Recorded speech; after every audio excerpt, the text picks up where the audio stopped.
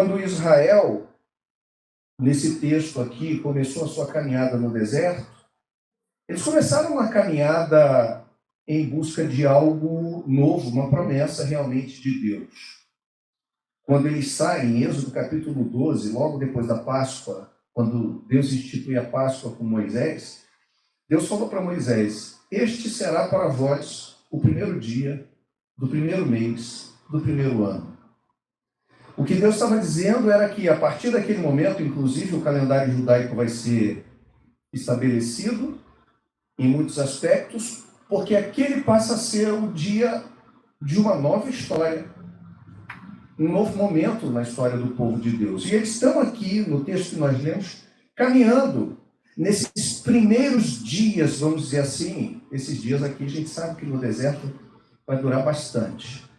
Eles vão perdurar 40 anos aqui, não pela necessidade da distância, de percorrer aquela distância toda em 40 anos. Mas a gente sabe que isso tudo foi por causa da desobediência, da rebelião, da incredulidade do coração daquela geração especificamente. E quando eles saem, aqui no capítulo 17, a gente já está vendo talvez o terceiro, quarto grande conflito, quinto grande conflito que eles tiveram. Eles atravessaram o Mar Vermelho, vencendo, superando ali os exércitos de Faraó. Depois disso, Deus os levou a um lugar onde as águas eram amargas, e eles murmuraram porque as águas eram amargas e eles tinham necessidade de água potável. Deus então dá uma orientação a Moisés: as águas são saradas, se tornam água potável, e o povo então consegue suprir a sua necessidade. Um pouco mais à frente, eles vão ter a necessidade de comida e vão murmurar por comida, e Deus vai lhes enviar carne, pão, codornizes e o maná, que é uma expressão, maná significa o que é isso? Era uma espécie de croissant pela manhã que Deus trazia. Alguns disseram, né, um pão doce, outros disseram que era pipoca, era um negócio tipo uma neve. Até hoje ninguém sabe muito bem como que era, mas era o suprimento de Deus, junto com as codornizes, trazidos ao seu povo. E posteriormente ainda, eles vão ter novamente necessidade de água, um pouco antes desse evento, onde Moisés vai tocar com o seu cajado na rocha, a rocha vai dar água e o povo vai ter sua necessidade saciada. No momento seguinte, eles se encontram numa peleja contra Amaleque. Amaleque é uma expressão, uma referência ao povo amalequita. Diz o texto lá, a partir do verso 8, então veio Amaleque e pelejou contra Israel em Refidim.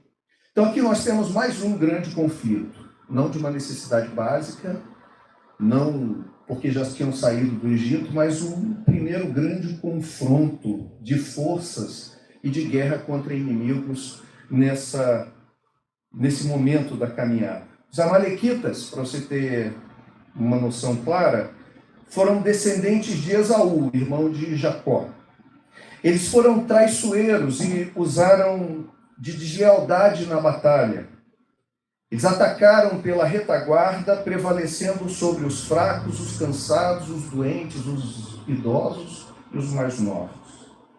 Não respeitaram as convenções de guerra, das quais, lá em Deuteronômio 25, 17, dizia que eles não deveriam atacar pela retaguarda. Onde diz, lembra-te do que te fez Amaleque no caminho quando saías do Egito, como te saiu ao encontro no caminho e feriu na tua retaguarda todos os fracos que iam atrás de ti, estando tu cansado e afadigado, e não temeu a Deus.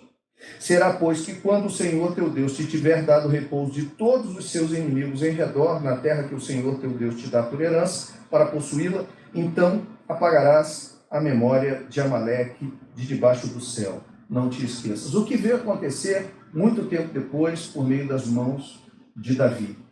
Tornou-se então um povo hostil, inimigo, um povo que de imediato novamente torna a atacar Israel. E eles atacam Israel num lugar chamado Refidim. Refidim é uma palavra hebraica que significa refrigério. O lugar onde Israel, talvez achando que os primeiros momentos mais difíceis haviam passado, lugar de refrigério, de descanso, vai enfrentar agora novamente o inimigo no início da sua caminhada em direção àquilo que é a promessa de Deus. É óbvio que essa geração não sabe que vai ficar no deserto e vai perecer. Seus filhos é que vão herdar a terra prometida.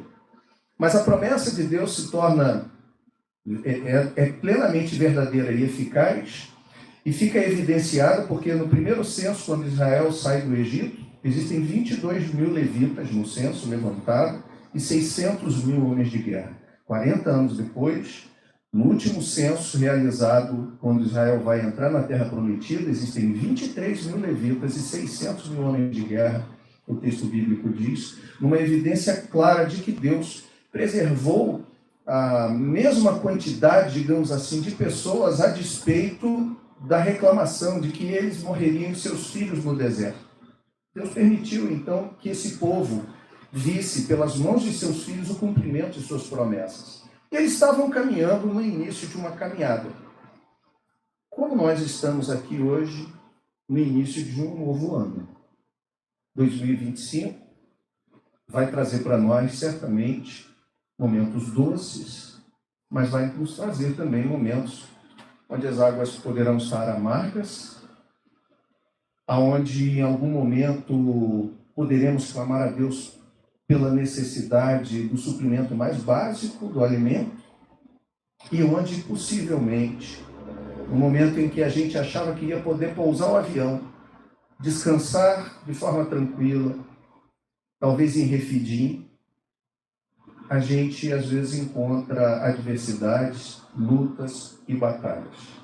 E essas e outras passagens aqui, do livro de Êxodo, Números, em Deuteronômio, estão aqui nesses textos e nesses livros bíblicos para demonstrar a dependência, particularmente esse texto que nós estamos falando, está aqui para demonstrar a dependência que Israel deveria desenvolver pelo Senhor ao longo dos 40 anos de deserto como preparação para a entrada na terra da promessa. Todos esses textos que a gente vai ler da vocação de Moisés, a saída do povo do Egito e a sua posterior introdução na terra prometida, todos eles têm o objetivo de demonstrar que Israel deveria depender de Deus. Essa é uma máxima, inclusive, da vida cristã. A Bíblia nos mostra claramente que o povo de Deus precisa aprender a depender dele. Isso fica claro nesse texto que nós lemos, sobretudo no fato de que Israel prevalece no momento em que as mãos de Moisés estão levantadas. Quando elas arriavam, Amaleque prevalecia, de tal forma que a gente viu que Arão e Ur botam uma pedra debaixo de Moisés para ele sentar e sustentam suas mãos em cima para que Israel prevalecesse. O objetivo de Deus era demonstrar que, ou melhor dizendo, o objetivo desse texto é demonstrar de forma muito clara que o que Deus queria ensinar para Israel é que não era necessariamente a sua capacidade, mas a sua intensidade na dependência de Deus. E nesse texto, essa dependência é evidenciada, irmãos, sobre isso que eu quero falar nessa noite, pela necessidade de cooperação e de companheirismo. É interessante que, ao mesmo tempo em que esse texto apresenta para a gente que Israel prevalecia na medida em que as mãos de Moisés estavam levantadas, as mãos de Moisés jamais estariam levantadas se não houvessem companheiros ali. Eu queria pensar com você e refletir sobre alguns aspectos disso para esse ano. Não sei se isso é prática da sua vida. Mas a dependência de Deus se manifesta na nossa vida de muitas maneiras. E uma delas é através da cooperação de pessoas que nos ajudam, que cooperam conosco, que são nossas companheiras na caminhada da fé. Então, eu queria levantar alguns pontos aqui importantes para a gente pensar. Moisés, por exemplo, ele fez questão de contar com a ajuda de cooperadores. Olha, o texto inicia dizendo que ele ordena a Josué que vá para a batalha, enquanto ele chama para si Arão e Hur. Então aqui a gente vê dois momentos. A gente vê Josué na batalha natural, na luta, na ação, com a espada na mão. A gente vê Arão e Hur no auxílio da intercessão, no cume do monte. Josué na luta natural, Arão e Hur auxiliando Moisés na luta sobrenatural, espiritual. Uma demonstração clara da importância das duas frentes de trabalho da vida cristã, da vida do povo de Deus. É claro, da vida cristã já é a minha interpretação, já é a minha hermenêutica, né? Nós estamos falando de um texto do Antigo Testamento, mas aplicando a nossa vida cristã. A demonstração da importância dessas duas frentes de trabalho na nossa vida. A necessidade da ação, mas uma ação que precisa ser munida, que precisa ser respaldada, que precisa ser baseada pela oração. O excesso de ação sem oração na vida cristã acaba desembocando num ativismo inócuo, ineficaz, sem nenhum tipo de resultado do ponto de vista prático.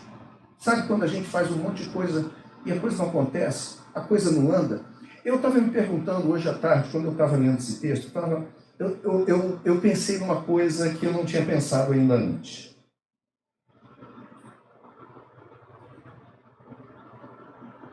Amaleque, todas as vezes que Moisés baixa as mãos, os amalequitas vencem a guerra. Mas o povo de Deus fica sempre, eu vou usar a palavra subjugado, mas não é bem essa ideia, não. Mas fica submetido à dependência de Deus para poder vencer as batalhas. Não é verdade? Porque, vez por outra, pensa comigo, pessoas que não têm a fé como nós, que não conhecem a Deus, que não têm o temor de Deus, mas que parece que às vezes as coisas dão certo sem muito esforço, ou apenas pelo seu esforço natural. Por que é que Deus, às vezes, faz com que, para a gente ter o mesmo tipo de resultado, o mesmo êxito, não seja suficiente apenas a gente fazer as coisas naturais? Eu fiquei pensando, por que que às vezes, além de toda a competência natural que a gente tem que apelar para Deus? Porque se não apela para Deus, você não consegue alcançar muitas vezes determinada coisa. Não sei se você já teve essa experiência. É uma reflexão aqui, apenas um corte aqui no negócio. Eu não sei se você já teve essa experiência de olhar e falar assim, poxa, eu sou tão capaz para determinada coisa, mas a coisa não acontece enquanto eu não me submeto a Deus. A coisa não acontece enquanto eu não dependo de Deus. Enquanto eu não reconheço que, apesar da minha competência, da minha capacidade, não depende só disso, nem primeiramente disso. Depende da ação de Deus abrir as portas. E é interessante porque, às vezes, Deus não age da mesma maneira com outras pessoas, com quem não conhece. Assim como Israel. É claro, Israel não era o protótipo de exército norte-americano de guerra, né? Eles eram muito bons para lutar com enxada, com foice, com coisas assim. Eles não eram preparados, não era um povo bélico.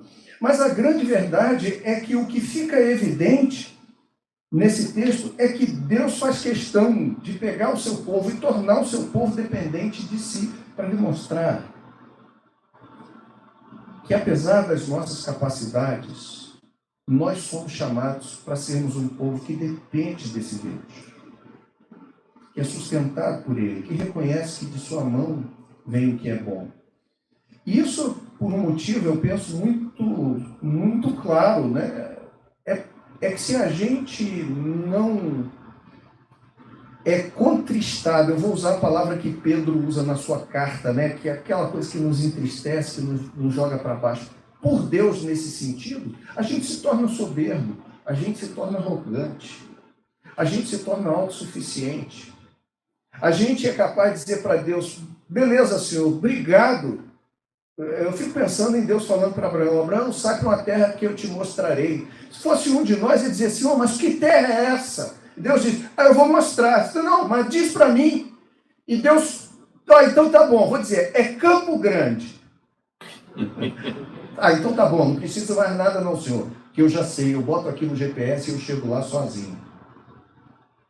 Não é assim? Em alguma medida, parece que às vezes, quando Deus já nos dá o briefing todo do negócio, a gente diz, beleza, Senhor, pode sentar do lado, que agora eu resolvo sozinho, é tudo comigo, deixa que eu vou. E Deus, via de regra, não faz assim com o seu povo. Deus deixa a gente dependente dele, por amor a nós, porque a nossa arrogância é grande. E às vezes a gente toma a frente de Deus. Há uma importância aqui, então. Josué foi lutar, Moisés subiu para interceder. E essa intercessão foi fundamental na vitória. Na vida do povo de Deus, eu diria, como a gente já viu, há sempre a necessidade dessas duas frentes de trabalho. Uma natural, uma sobrenatural. Uma ordinária, uma extraordinária. Não foi diferente, por exemplo, lá no episódio com Neemias, quando ele reconstruiu os muros da cidade. O povo trabalhava com a pá numa mão, com a espada na outra, para se proteger dos inimigos que ameaçavam. A vida cristã, ela também é munida dessas duas realidades. A pá, de um lado, e a espada como símbolo de uma luta de outro lado. No texto que nós vimos aqui, o contrário. A espada na mão como símbolo da ação natural nas mãos de Josué, mas as mãos levantadas de Moisés como símbolo de uma dependência, de uma submissão a Deus para ser bem-sucedido nessa batalha. É interessante que a oração, nesse caso, a oração supera a importância dos demais trabalhos. Dizem que atribuem a Lutero uma prática de que ele tinha determinado tempo de oração diário. Quando ele tinha muitas atividades a fazer, ele dobrava o tempo de oração, porque ele dizia, eu tenho muita coisa a fazer, eu preciso orar mais para Deus me auxiliar a dar conta disso. Eu fico pensando na realidade nossa. A nossa realidade, via de regra, já não é muito de orar. As demandas são muito grandes. E talvez no dia que a gente tenha mais demanda, a gente diga assim, hoje eu não posso orar não, porque tem muita coisa para fazer. Lutero diria, eu preciso orar mais, porque eu tenho tanta coisa para fazer, que sozinho eu não vou dar conta de tudo isso. Os dois trabalhos são importantes. O natural e o espiritual. Porém, a oração ela é essencial. Porque sem oração, a gente não alcança nada. Sem a prática da oração e intercessão, os demais trabalhos, muitas vezes, são inatingíveis, são inalcançáveis. Matthew Henry, por exemplo, falando sobre esse texto, ele diz assim, esse texto evidencia o fato de que as mãos de Josué não cansaram como as de Moisés. É interessante, né? O texto não diz que Moisés estava cansado e baixou a mão no meio da guerra e alguém levantou sua mão, mas as mãos de Moisés cansaram, apesar de que era Josué que estava lutando fisicamente. Então ele diz assim, para convencer Israel de que as mãos de Moisés contra quem contenderam estavam fazendo mais em sua defesa, olha, do que as próprias mãos dos israelitas, e que a vara de Deus na mão de Moisés estava fazendo por eles mais do que a espada de Josué, a vitória era produzida ou a derrota vinha sobre Israel, de acordo com a posição das mãos de Moisés. Quando ele levantava suas mãos, Israel vencia. Quando as abaixava, começavam a ser derrotados. Dave Earley, um pastor norte-americano, diz que chegou a uma conclusão acerca da oração.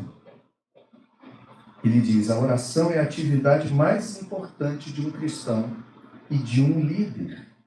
Se um líder tiver de fazer somente uma coisa para tornar seu grupo mais eficaz, essa coisa tem de ser a oração. Ele diz mais, ele diz que a oração poupa tempo. Ela permite que em pouco tempo Deus realize coisas que levaríamos anos para fazer sem Ele, se é que nós conseguiríamos realizar. Oração, ele diz, é a nossa maior arma espiritual. Um autor chamado E.M. Bounds, no seu livro Poder através da Oração, diz que quando o homem trabalha, o homem trabalha. Mas quando o homem ora, Deus trabalha. E a gente sabe que quando Deus trabalha, a coisa acontece, a coisa flui. Então, irmãos, nós precisamos entender que precisamos de cooperadores. Moisés tinha alguém que cooperava no âmbito natural, mas também no âmbito espiritual. Eram companheiros que estavam com ele. O texto apresenta isso, a dependência que o povo de Deus precisa ter. Mas, como instrumento dessa dependência, a gente vê a necessidade de cooperadores. A intensidade, então, de nossa dependência ao Senhor, muitas vezes define a nossa vitória ou a nossa derrota nas circunstâncias. Quando as mãos de Moisés estavam estendidas para o alto, Israel prevalecia. Quando desfalecia, o Amaleque prevalecia. Eu não digo aqui que seja o poder que você e eu temos de nos mantermos firmes na oração que vai ser determinante. Não é? Muita gente já falou sobre isso. Não, olha e tal, se você tiver assim... E porque muitas vezes a gente vai orar e Deus vai nos direcionar para coisas distintas. O resultado vai ser diferente daquilo que a gente espera. É preciso a gente entender isso. Mas é bem verdade que quanto mais dependente de Deus nós formos, mais bem-sucedidos nós seremos. Ouviremos a sua voz, teremos sensibilidade para discernirmos a sua direção. E isso pode nos poupar muitas dores, isso pode nos poupar muito tempo, isso pode nos dar muito ganho. E aqui eu diria uma outra coisa importante, que é o que acontece nesse episódio, que não é apenas a oração, mas aquilo que a gente vai chamar de intercessão, porque diz respeito não a uma oração apenas para fins pessoais. Se eu tivesse que fazer uma distinção, se alguém me perguntasse, como você distingue ou você cria uma distinção entre oração e intercessão? Eu diria que a oração é algo que pode estar muito mais voltado a mim, de forma pessoal, para consumo pessoal, consumo próprio. Né? Quando Jesus ensinou a orar, Ele nos ensinou a orar, Pai Nosso, santificado seja o Teu nome, venha a nós o Teu reino, seja feita a Tua vontade, supre as nossas necessidades do pão diário, etc. e tal. Mas todas as vezes que a gente vê intercessão, a gente vê a oração em favor de, e via de regra, em favor de algo que está fora de mim, fora de nós. A igreja, enquanto Pedro estava preso, diz lá em Atos dos Apóstolos, fazia contínua oração a Deus por ele, intercedia por Pedro. E Deus então agiu. Então, eu queria destacar um negócio interessante, porque a intercessão geralmente é uma ação corporativa. Muitas vezes eu e você oramos individualmente, pedimos as nossas necessidades por nossas necessidades. Mas tem um negócio diferente quando a gente ora junto por alguma necessidade. Tem um valor, tem um poder. O Salmo 133 chega a dizer que o Senhor ordena a sua bênção é ali, na comunhão dos irmãos, na reunião dos irmãos. Eu diria para você que tem coisas que nós precisamos aprender que não podemos abrir mão. É imprescindível que haja momentos como esse. Momentos em que nós saímos das nossas casas, dos nossos lugares e nos reunimos com um único fim, um único objetivo. A necessidade da comunhão, da relação coletiva e das orações coletivas.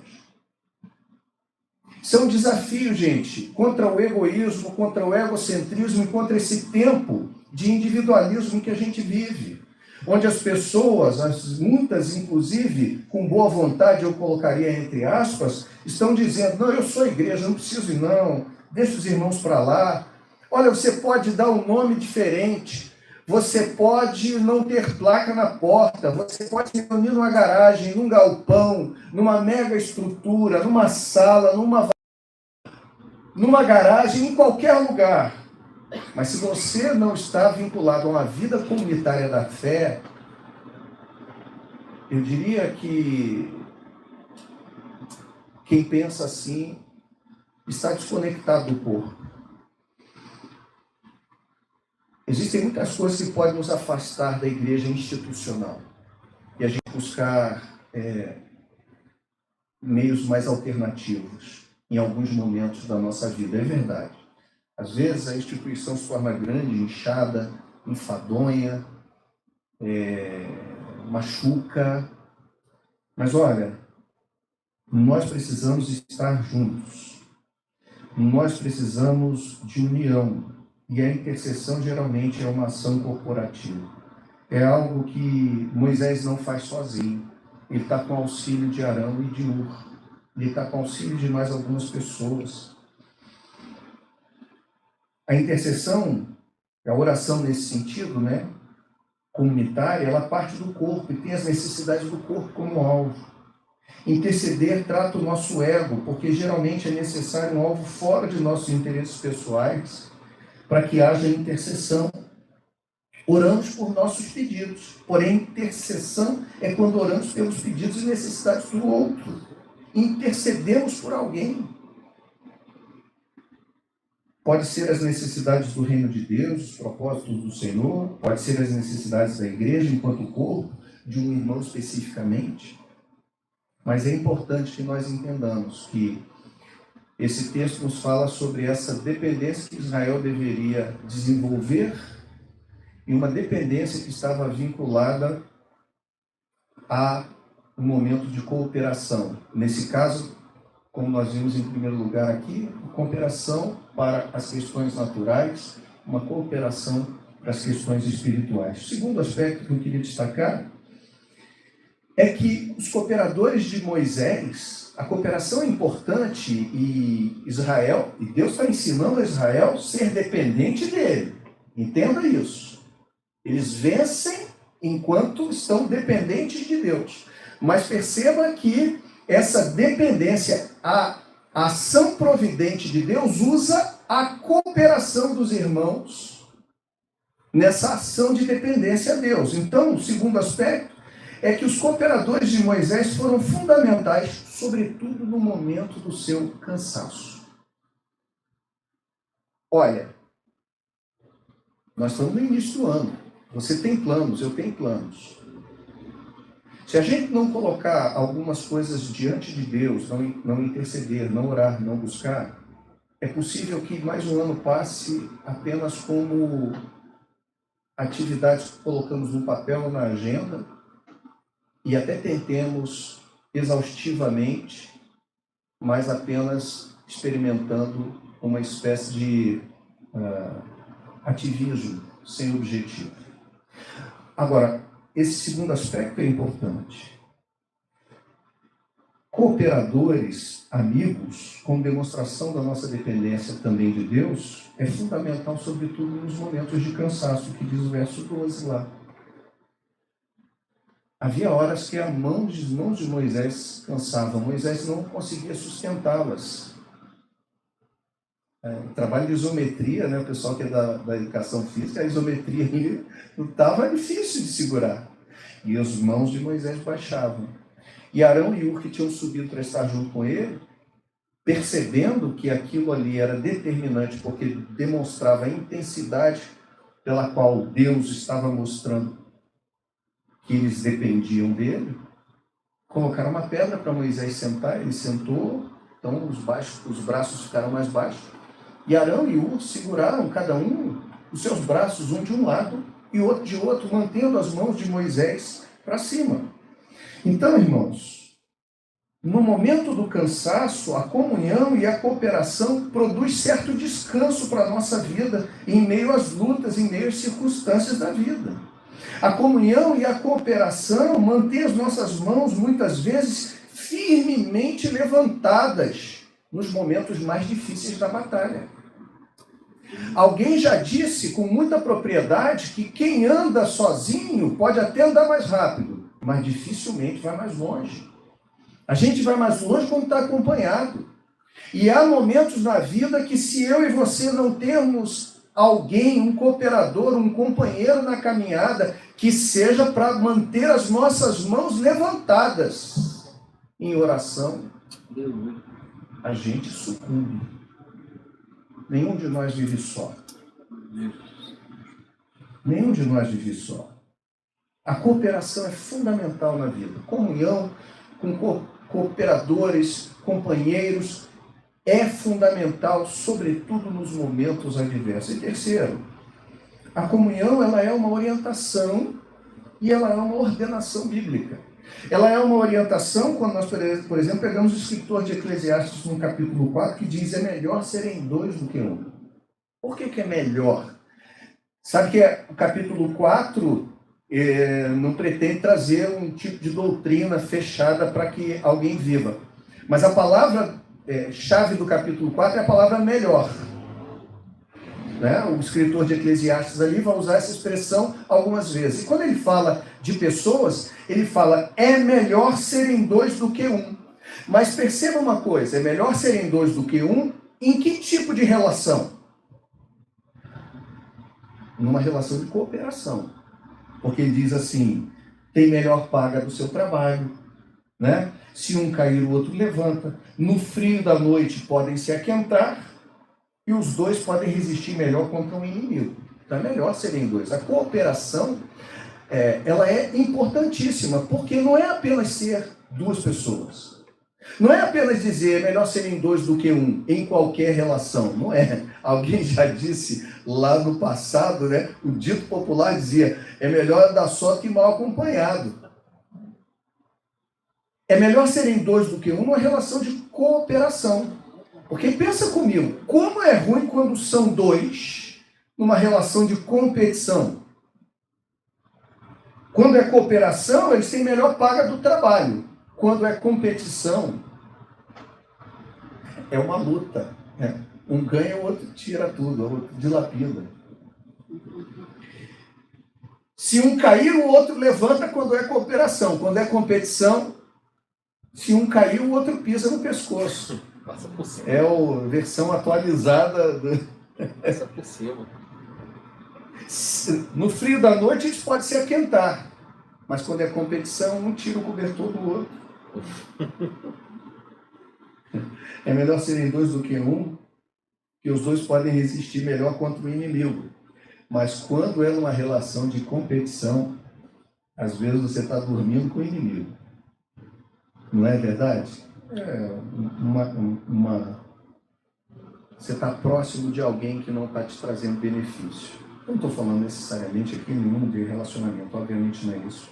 O que eu estou dizendo é que a comunhão, no sentido da cooperação, é uma orientação. É melhor serem dois do que um. É melhor caminhar junto. Um objetivo cooperativo. Quando você tem alguém imbuído dos mesmos valores, dos mesmos princípios, alguém disposto a ajudar. Mas também é uma ordenança bíblica. O apóstolo Paulo, escrevendo aos Gálatas, no capítulo 6, verso 2, diz assim: ele diz que a comunhão faz com que nós levemos as cargas uns dos outros. É o que nós devemos fazer. Lembremos-nos, por exemplo, Jesus enviou seus discípulos em duplas. Nunca sós, pelo menos em duplas. E também nunca esteve só. No momento mais adverso da vida do próprio Senhor Jesus, enquanto aqui conosco, ele chamou 3 dos seus discípulos, dos seus apóstolos, e foi com eles ali para o Getsemane para orar no momento mais angustiante da sua vida. Ele não esteve só. Irmãos, em meio às batalhas de 2025 para nós,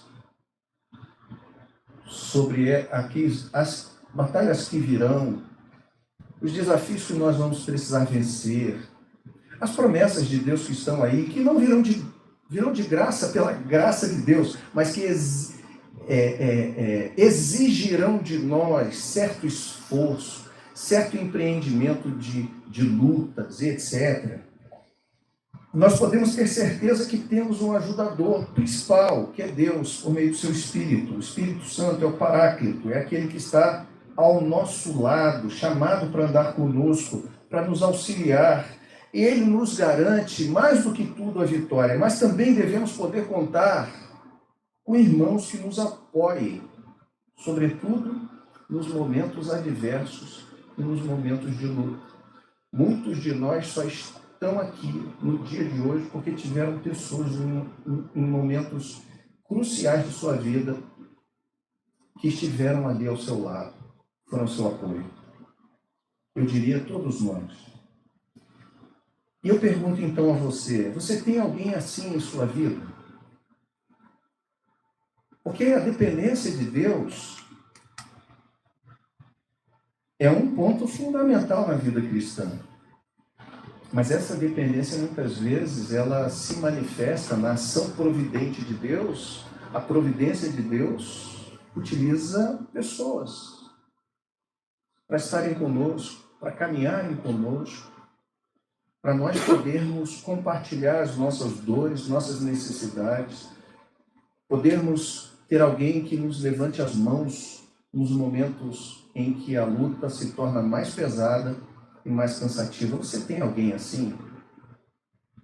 Eu não sei se você tem, mas eu gostaria de encorajar você a desenvolver amizades, relacionamentos comunitários que te fizessem caminhar mais seguro, mais auxiliado, mais cooperado, mais acompanhado no ano de 2025. Que essa comunidade aqui, que nessa comunidade você possa desenvolver esse espírito, essa interdependência. Somos dependentes de Deus, mas, via de regra, Deus usa o outro para me abençoar. Eu me lembro aqui, para terminar, de um irmãozinho que era caseiro de um sítio e ele se converteu lá na nossa igreja. Ele vivia só, era um homem sozinho. Não sei se tinha sido casado no passado. A gente teve pouco tempo de interação, porque ele entrou na igreja, ele se converteu, ele participou do batismo, tudo assim com muita intensidade, mas pouco tempo depois ele começou a ver um programa de televisão. Dizia ele que era um programa de televisão evangélico, onde ele começou a dizer que ele não tinha mais necessidade de participar da igreja com os irmãos. Nós fomos procurados, não, eu resolvo meu problema direto com Deus. Sou eu e Deus e eu não preciso de mais ninguém. Esse irmão se afastou, a gente não sabe o que aconteceu com ele. Depois de uns anos, eu fiquei sabendo que ele foi morto dentro do próprio sítio que ele trabalhava, aconteceu alguma coisa lá. Mas o ponto que eu destaco é que aquela pessoa que já era solitária, que encontrou ali amigos, pessoas dispostas a auxiliar, em algum momento da vida achou que Deus falava com ele diretamente, sem necessidade, sem intervenção de ninguém, sem o apoio de ninguém. E aquele irmão se isolou, ficou só, viveu uma espiritualidade, Deus sabe como. Nós não podemos fazer isso. Isso não é uma coisa saudável para nós. Deus deseja que nós sejamos dependentes dele. Mas essa dependência, muitas vezes, passa por uma interdependência nossa. Dependentes de Deus, mas dependentes de alguma maneira uns dos outros. Por meio da oração, da cooperação, do companheirismo, da amizade. Pessoas, irmãos, irmãs, que possam nos auxiliar nos momentos mais difíceis. Pode ser o grande instrumento de Deus para mostrar que nós não somos e não podemos ser autossuficientes. Deus manifesta a sua graça por meio da vida de outras pessoas que nos auxiliam. Quando a gente participa da ceia, que é o que a gente vai fazer hoje, é mais uma demonstração de tudo isso. Jesus partiu o pão dizendo que aquele era o seu corpo. Em alguma medida, todos nós participamos do mesmo pão. Uma demonstração de que todos nós temos um vínculo comum. É o mesmo pão, é o mesmo corpo, é o mesmo sangue, é o mesmo vinho. Ao mesmo tempo em que nós somos dependentes de Deus, estamos interligados. É a sua oração que pode me fortalecer no momento mais adverso. São as suas palavras, seu abraço, a sua amizade, o saber que eu posso contar com você, ter o seu ouvido, ou mesmo ser ouvido para você,